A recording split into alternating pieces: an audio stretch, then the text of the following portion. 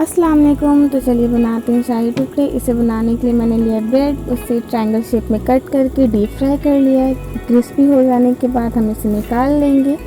इसी प्रोसेस से हम सारे ब्रेड्स को फ्राई कर लेंगे। आप चाहें तो शैलो फ्राई भी कर सकते हैं। अब हम इसका सिरप बनाएंगे। सिरप बनाने के लिए हमने लिया 1 कप शुगर, 1/2 कप वाटर और इसे अच्छी तरह से बॉईल किया है। जैसे ही बॉईल हो जाएगा 1 पिंच हम फूड कलर डाल देंगे, ऑरेंज कलर का, और इसे मिक्स करके साइड में रख देंगे। अब हम इसकी रबड़ी बनाएंगे। रबड़ी बनाने के लिए मैंने लिया है 1 लीटर मिल्क और इसे अच्छी तरह से बॉईल कर लिया है। जैसे ही बॉईल हो जाएगा हम इसमें शुगर ऐड कर देंगे और इसे मेल्ट करेंगे।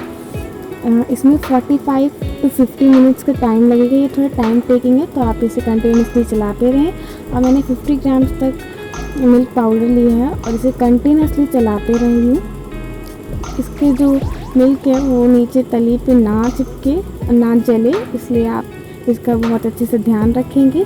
और ये हमारा 50 मिनट्स के बाद हमारी जो रबड़ी है वो बिल्कुल अच्छी तरह से रेडी हो चुकी है। देखिए इसका कलर कितना खूबसूरत आया है।